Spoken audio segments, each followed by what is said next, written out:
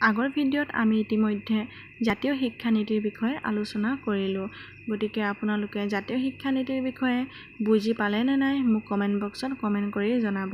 আৰু আজি আমি জাতীয় শিক্ষানীতিৰ অন্তৰ্গত কেইটামান অতি ইম্পৰ্টেণ্ট পইণ্টৰ বিষয়ে আলোচনা কৰিম, যিটো পৰীক্ষাত আহি থকা দেখা যায়। গতিকে চাই যাব। জাতীয় শিক্ষা ব্যৱস্থা গঢ় দি তুলিবৰ বাবে বিশ্ববিদ্যালয় অনুদান আয়োগ, ইয়াত থকা ফুল ফৰ্মবোৰ অতি ইম্পৰ্টেণ্ট। UGC মানে হৈছে ইউনিভাৰ্চিটি গ্ৰাণ্টছ কমিশ্যন। তাৰপিছত AICTE মানে হৈছে AICTEৰ ফুল ফৰ্ম হৈছে all India council of teacher education. তাৰপিছত ICAR সম্পূৰ্ণ ফৰ্মটো হৈছে Indian council of agricultural research. IMCৰ সম্পূৰ্ণ ফৰ্মটো হৈছে ইণ্ডিয়ান মেডিকেল কাউন্সিল। ঠিক তেনেদৰে NCERT, এইটোতো আপোনালোকে জানেই, national council of educational research and training, NCERT। তাৰপিছত NIEPA, ইয়াৰ ফুল ফৰ্মটো হৈছে national institute of educational planning and administration. তাৰপিছত IISTE, ইয়াৰ ফুল ফৰ্মটো হৈছে Indian institute of science and technical education. গতিকে এইবোৰৰ ফুল ফৰ্মটো অতি ইম্পৰ্টেণ্ট। এইবোৰ আপোনালোকে মনত ৰাখি যাব। তাৰপিছত নেক্সটটো হৈছে অপাৰেশ্যন ব্লেকবৰ্ড। এই শিক্ষানীতিয়ে মত পোষণ কৰে যে প্ৰাথমিক শিক্ষাৰ গুণগত মানদণ্ডৰ উন্নতি সাধন কৰিবৰ বাবে ইয়াত অধিক মনোগ্ৰাহী, উদ্দীপনামূলক পৰিৱেশৰ সৃষ্টি কৰিব। বিদ্যালয়বিলাকক অপাৰেশ্যন ব্লেকবৰ্ড আঁচনিৰ মাধ্যমেৰে উন্নত কৰাৰ ব্যৱস্থা লোৱা হ'ব। এই আঁচনিৰ জৰিয়তে, এইটো অতি ইম্পৰ্টেণ্ট, এই আঁচনিৰ জৰিয়তে প্ৰতিখন বিদ্যালয়তে দুটা আহল বহল শ্ৰেণীকোঠা, খেলাৰ সামগ্ৰী, ব্লেকবৰ্ড, মেপ, চাৰ্ট, গ্লোব আদি সঁজুলি আৰু এগৰাকী মহিলাকে ধৰি দুজন শিক্ষক-শিক্ষয়িত্ৰী থাকিব। প্ৰয়োজন সাপেক্ষে প্ৰতি শ্ৰেণীৰ বাবে একোজনকৈ শিক্ষক নিয়োগ কৰা হ'ব। এই ক্ষেত্ৰত চৰকাৰে স্থানীয় কৰ্তৃপক্ষ, স্বেচ্ছাসেৱী অনুষ্ঠান আৰু ব্যক্তিসকলক জড়িত কৰা হ'ব। স্কুলঘৰবোৰ নিৰ্মাণৰ বাবে NERP আৰু RLEGP আঁচনিৰ সহায় লোৱা হ'ব। এতিয়া ইয়াত ইম্পৰ্টেণ্ট পইণ্টবোৰ হৈছে, এই আঁচনিখনৰ জৰিয়তে প্ৰতিখন বিদ্যালয়তে দুটা আহল বহল শ্ৰেণীকোঠা থাকিব। তাৰপিছত এগৰাকী মহিলাকে ধৰি দুজন শিক্ষক-শিক্ষয়িত্ৰী থাকিব আৰু প্ৰয়োজন সাপেক্ষে একোজনকৈ শিক্ষক নিয়োগ কৰিব পাৰিব। তাৰপিছত নেক্সট ইম্পৰ্টেণ্ট পইণ্টটো হৈছে নৱোদয় বিদ্যালয়। এই শিক্ষানীতি মতে সময় সাপেক্ষে দেশৰ বিভিন্ন ঠাইত নৱোদয় বিদ্যালয় স্থাপন কৰাৰ ব্যৱস্থা কৰা হ'ব। এনে বিদ্যালয়ত বিশেষ যোগ্যতা আৰু প্ৰতিভাসম্পন্ন অথচ আৰ্থিকভাৱে পিছপৰা ছাত্ৰ-ছাত্ৰীয়ে শিক্ষা লাভৰ বাবে বিশেষ সুবিধা লাভ কৰিব পাৰিব। অৰ্থাৎ নৱোদয় বিদ্যালয়ত প্ৰতিভাসম্পন্ন অথচ আৰ্থিকভাৱে পিছপৰা ছাত্ৰ-ছাত্ৰীয়েহে শিক্ষা লাভৰ বাবে সুবিধা লাভ কৰিব পাৰিব। এই বিদ্যালয়ৰ যোগেদি দেশৰ বিভিন্ন অঞ্চলৰ পৰা অহা ছাত্ৰ-ছাত্ৰীসকলে একেলগে শিক্ষা লাভ কৰি নিজৰ যোগ্যতা আৰু সামৰ্থ্যসমূহৰ যথোপযুক্ত বিকাশ আৰু উন্নতি সাধন কৰাৰ সুবিধা পাব। মুক্ত বিশ্ববিদ্যালয়। অন্য এটা বিষয় হৈছে মুক্ত বিশ্ববিদ্যালয়। উচ্চ শিক্ষাত গণতান্ত্ৰিক নীতি কাৰ্যকৰী কৰাৰ উদ্দেশ্যে সমাজৰ সকলো লোকে উচ্চ শিক্ষাৰ সুবিধা গ্ৰহণ কৰিব পৰাকৈ মুক্ত বিশ্ববিদ্যালয়ৰ ব্যৱস্থা গ্ৰহণ কৰিব। ইয়াৰ কাৰণে 1985 চনত স্থাপন কৰা ইন্দিৰা গান্ধী মুক্ত বিশ্ববিদ্যালয়ক অধিক শক্তিশালী কৰি তোলা। গতিকে ইগন'ৰ ফুল ফৰ্ম হৈছে Indira Gandhi national open university. 1985 চনত ইয়াক স্থাপন কৰা হৈছিল। গতিকে আমি আলোচনা কৰিলোঁ জাতীয় শিক্ষানীতিৰ লগত জড়িত কেইটামান অতি ইম্পৰ্টেণ্ট বিষয়, যিবোৰ পৰীক্ষাত আহি থকা দেখা যায়। এতিয়া নেক্সট আমি আলোচনা কৰিম স্বাধীনোত্তৰ কালত অসমৰ মাধ্যমিক শিক্ষাৰ বিকাশ। ভাৰতবৰ্ষই ব্ৰিটিছ শাসনৰ কবলৰ পৰা 1947 চনৰ 15 আগষ্টত স্বাধীনতা লাভ কৰাৰ পাছতো ভাৰতৰ এখন অতি গুৰুত্বপূৰ্ণ ৰাজ্য অসমত মাধ্যমিক শিক্ষানুষ্ঠান স্থাপনৰ গতি অব্যাহত থাকে। 1948 চনত গুৱাহাটী বিশ্ববিদ্যালয় স্থাপন হয়, অৰ্থাৎ এইটো এটা অতি ইম্পৰ্টেণ্ট পইণ্ট। গুৱাহাটী বিশ্ববিদ্যালয় কোন চনত স্থাপন কৰা হয়? 1948 চনত। তেতিয়াৰ পৰা পূৰ্বে অসমৰ মাধ্যমিক শিক্ষা পৰিচালনা কৰি অহা কলিকতা বিশ্ববিদ্যালয়ৰ হাতৰ পৰা এই শিক্ষা পৰিচালনাৰ দায়িত্ব গুৱাহাটী বিশ্ববিদ্যালয়ৰ হাতলৈ আহে, অৰ্থাৎ গুৱাহাটী বিশ্ববিদ্যালয়ে মাধ্যমিক শিক্ষা পৰিচালনা কৰাৰ পূৰ্বে মাধ্যমিক শিক্ষা পৰিচালনা কলিকতা বিশ্ববিদ্যালয়ে কৰিছিল আৰু প্ৰৱেশিকা পৰীক্ষাৰ দায়িত্বত এই বিশ্ববিদ্যালয়ে গ্ৰহণ কৰে। তাৰপিছত কলিকতা বিশ্ববিদ্যালয়ে আগতে যিটো প্ৰৱেশিকা পৰীক্ষাৰ দায়িত্বভাৰ গ্ৰহণ কৰিছিল, যেতিয়া 1948 চনত গুৱাহাটী বিশ্ববিদ্যালয় স্থাপন কৰা হয়, তাৰপিছত প্ৰৱেশিকা পৰীক্ষাৰ দায়িত্বও এই বিশ্ববিদ্যালয় বহন কৰে। ফলত মাধ্যমিক স্কুলৰ সংখ্যা দ্ৰুতগতিত বৃদ্ধি পাবলৈ ধৰে। 1947-48 চনৰ 742খন মাধ্যমিক আৰু 191 অৰ্থাৎ 191খন উচ্চ মাধ্যমিক স্কুলৰ সংখ্যা 1952 আৰু 53 চনৰ ভিতৰতে ক্ৰমে 1108 আৰু 338 খনলৈ বৃদ্ধি পায়। ঠিক সেইদৰে ছাত্ৰ-ছাত্ৰীৰ সংখ্যাও বৃদ্ধি পোৱা দেখা গৈছিল। তাৰপিছত 1952 চনলৈকে অসমত 67খন অৰ্থাৎ 67খন উচ্চ মাধ্যমিক স্কুলক উচ্চতৰ মাধ্যমিকলৈ ৰূপান্তৰ কৰা হয়। 1962 চনত আইন প্ৰণয়নৰ যোগে ৰাজ্যিক শিক্ষা সংস্থা গঠন কৰি এই পৰ্যায়ৰ শিক্ষা প্ৰশাসন স্বতন্ত্ৰভাৱে পৰিচালনা কৰাৰ ব্যৱস্থা কৰা হয়। অৰ্থাৎ ৰাজ্যিক শিক্ষা সংস্থা কেতিয়া গঠন কৰা হয়? 1962 চনত গঠন কৰা হয়। ফলত গুৱাহাটী বিশ্ববিদ্যালয়ৰ পৰা এই সংস্থালৈ ক্ষমতা হস্তান্তৰিত হয়। তাৰপিছত পুনৰ গুৱাহাটী বিশ্ববিদ্যালয়ৰ পৰা শিক্ষা প্ৰশাসন পৰিচালনা কৰাৰ দায়িত্বটো ৰাজ্যিক শিক্ষা সংস্থালৈ হস্তান্তৰিত হয়। এই সংস্থাৰ হাতত 10 বছৰীয়া প্ৰৱেশিকা পৰীক্ষা আৰু 11 বছৰীয়া উচ্চতৰ মাধ্যমিক শিক্ষা পৰীক্ষা পৰিচালনাৰ দায়িত্ব দিয়া হয়। 1966 চনৰ কোঠাৰী আয়োগৰ পৰামৰ্শ অনুসৰি অসমত 10+2+3 আৰ্হি শিক্ষা গাঁথনি গ্ৰহণ কৰা হয়। গতিকে এইটো পৰীক্ষাত আহি থকা দেখা যায়। 10+2+3 আৰ্হি শিক্ষা গাঁথনি কোনটো আয়োগৰ পৰামৰ্শ অনুসৰি কৰা হয়?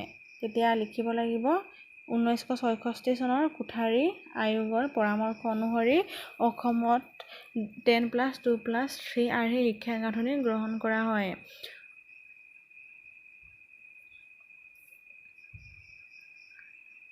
তাৰপিছত 1973 চনত কোঠাৰী আয়োগৰ পৰামৰ্শৰ ভিত্তিতে 12 বছৰীয়া স্কুলীয়া শিক্ষাৰ প্ৰৱৰ্তন হয়। অৰ্থাৎ 1973 চনত 1973 চনত কোঠাৰী আয়োগৰ পৰামৰ্শ মতেই 12 বছৰীয়া স্কুলীয়া শিক্ষাৰ প্ৰৱৰ্তন হয়। অসম মাধ্যমিক শিক্ষা সংস্থা গঠন হোৱাৰে পৰা আৰু 1973 চনত 12 বছৰীয়া স্কুলীয়া শিক্ষা প্ৰৱৰ্তন কৰাৰ পৰা অসমত মাধ্যমিক স্কুলৰ সংখ্যা দ্ৰুতগতিত বৃদ্ধি পাবলৈ ধৰে।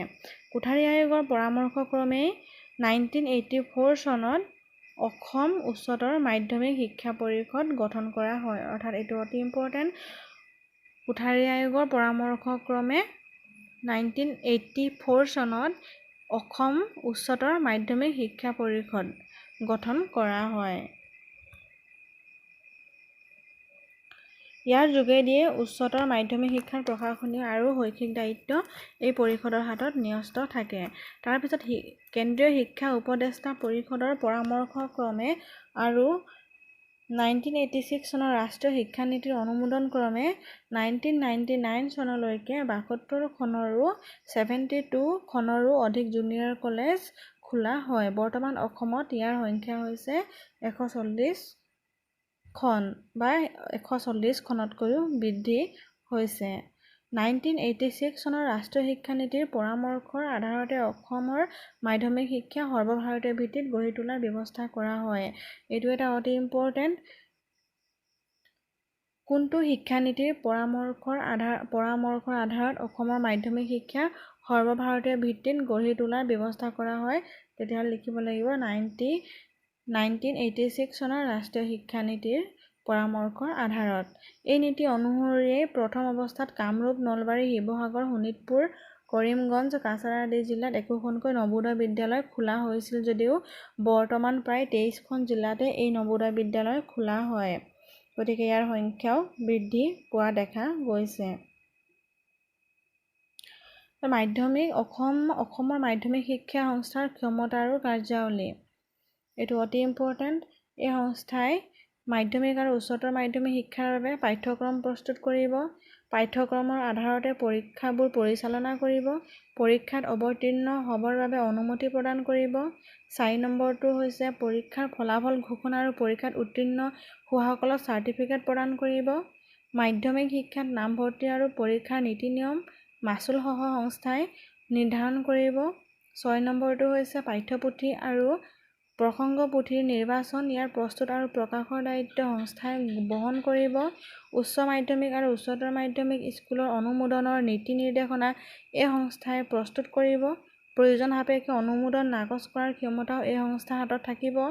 এই সংস্থাই প্ৰস্তুত কৰা সকলো নীতি নিৰ্দেশনা মাধ্যমিক বিদ্যালয়বোৰে মানি চলিব। গতিকে অসমৰ মাধ্যমিক শিক্ষা সংস্থাৰ ক্ষমতা আৰু কাৰ্যাৱলীবোৰ হৈছে এনেধৰণৰ।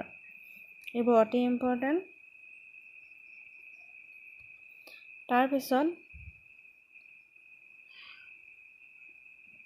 এই সংস্থাই শিক্ষকৰ নিযুক্তিৰ ক্ষেত্ৰত প্ৰয়োজনীয় যোগ্যতাৰ মানদণ্ড নিৰ্ধাৰণ কৰিব। এইটো কাৰ্যাৱলীৰ ভিতৰতে পৰিছে। নিম্ন স্নাতক পৰ্যায়ৰ শিক্ষক প্ৰশিক্ষণ প্ৰতিষ্ঠানৰ পাঠ্যক্ৰম আৰু পৰীক্ষা ব্যৱস্থা সংস্থাই প্ৰস্তুত কৰিব। চাকৰিকালীন শিক্ষক প্ৰশিক্ষণ আৰু ছেমিনাৰ আদি এই সংস্থাই অনুষ্ঠিত কৰিব। গতিকে এইদৰে এই অসমৰ মাধ্যমিক শিক্ষা সংস্থাৰ ক্ষমতা আৰু কাৰ্যাৱলীসমূহ ইয়াত উল্লেখ কৰা হৈছে।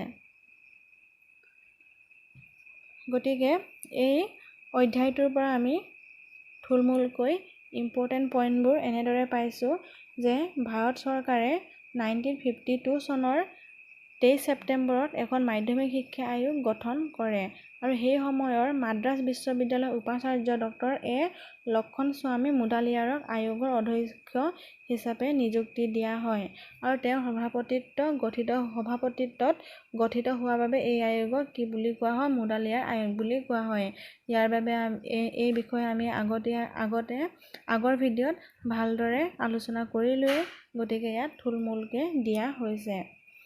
তাৰপিছত মাধ্যমিক শিক্ষাৰ সমস্যা বা ত্ৰুটিসমূহ: পুথিগত ত্ৰুটিপূৰ্ণ পাঠ্যক্ৰম, পৰীক্ষাকেন্দ্ৰিক জীৱনৰ লগত সম্বন্ধৰ অভাৱ, ইংৰাজী ভাষাৰ ওপৰত গুৰুত্ব, সহ-সম্বন্ধৰ অভাৱ, বহুমুখী পাঠ্যক্ৰমৰ অভাৱ, একীভূত সহ-পাঠ্যক্ৰমিক কাৰ্যাৱলীৰ অভাৱ, আত্মপ্ৰকাশৰ সুবিধা নাই, নিবিড় সম্পৰ্কৰ অভাৱ, সংকীৰ্ণ আৰু একপক্ষ বৃত্তি শিক্ষাৰ অভাৱ, অৱসৰ বিনোদনৰ সুবিধাৰ অভাৱ, ত্ৰুটিপূৰ্ণ শিক্ষাদান পদ্ধতি, গুণগত উন্নতিৰ অভাৱ, উপযুক্ত শিক্ষকৰ অভাৱ, প্ৰতিকূল ঘৰুৱা পৰিৱেশ। এইবোৰ হৈছে মাধ্যমিক শিক্ষাৰ সমস্যা বা ত্ৰুটিসমূহ।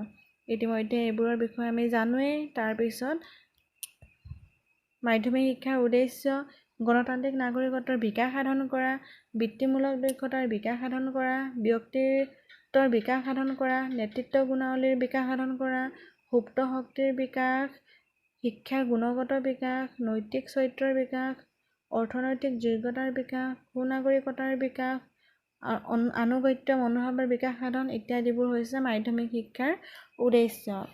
তাৰপিছত আমি পাইছিলোঁ, আগৰ ভিডিঅ'ত আমি কোঠাৰী আয়োগৰ বিষয়ে পঢ়িছিলোঁ। গতিকে কোঠাৰী আয়োগ কাৰ সভাপতিত্বত গঠন কৰা হৈছিল? Doctor DS. কোঠাৰীৰ সভাপতিত্বত। কিমান চনত? 1964 চনৰ অৰ্থাৎ 1964 চনৰ 14 জুলাইত আয়োগ গঠন কৰা হয় আৰু ডক্টৰ ডি.এছ. কোঠাৰীৰ নাম অনুসৰি এই আয়োগক কি নামেৰে জনা যায়? কোঠাৰী আয়োগ নামেৰে জনা যায়।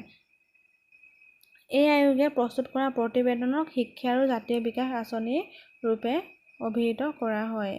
তাৰপিছত কোঠাৰী আয়োগৰ উদ্দেশ্য হৈছে শিক্ষা আৰু উৎপাদনমুখিতা, জাতীয় আৰু সামাজিক সংহতি, শিক্ষা আৰু আধুনিকীকৰণ, সামাজিক, নৈতিক আৰু আধ্যাত্মিক মূল্যবোধ।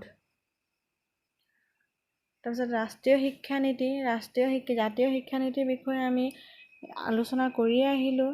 ইয়াৰ বিভিন্ন দিশসমূহ হৈছে সমতাৰ বাবে শিক্ষা, মহিলাৰ সমতাৰ বাবে শিক্ষা, অনুসূচিত জাতিৰ শিক্ষা, অনুসূচিত জনজাতিৰ শিক্ষা, সংখ্যালঘুৰ শিক্ষা, বাধাগ্ৰস্তসকলৰ শিক্ষা, প্ৰাপ্তবয়স্কসকলৰ শিক্ষা, শৈশৱ শিশুৰ তত্ত্বাৱধান আৰু শিক্ষা, শিশুকেন্দ্ৰিক শিক্ষা, স্কুলৰ সুবিধা, এইবোৰৰ ওপৰত এই আয়োগে এই নীতিয়ে গুৰুত্ব দিছিলে। অৰ্থাৎ এই নীতিয়ে শিক্ষাৰ প্ৰতিটো বিষয়ে সামৰি লৈছিলে। স্কুল এৰি যোৱাসকলৰ বাবে শিক্ষাও সামৰি লৈছিলে। খেলা ধূলা আৰু শাৰীৰিক শিক্ষা, সাংস্কৃতিক আৰু মূল্যবোধৰ শিক্ষা, ভাষা, পুথি আৰু পুথিভঁৰাল, জনসংযোগ মাধ্যম আৰু শিক্ষা প্ৰযুক্তিবিদ্যা, কৰ্ম অভিজ্ঞতা, পৰিৱেশ সম্বন্ধীয় শিক্ষা, যুৱকসকলৰ ভূমিকা ইত্যাদিবোৰ এইসমূহে হৈছে ৰাষ্ট্ৰীয় শিক্ষানীতিৰ বিভিন্ন দিশ। গতিকে আমি পিছৰ ভিডিঅ'ত এটা নতুন বিষয় আলোচনা কৰিম। আৰু যদি মোৰ চেনেলটোত প্ৰথম আহিছে তেতিয়াহ'লে ছাবস্ক্ৰাইব কৰিব আৰু পিছৰ ভিডিঅ'সমূহ পাই থাকিবৰ কাৰণে ওচৰত থকা বেল বাটনটো ক্লিক কৰি ৰাখিব।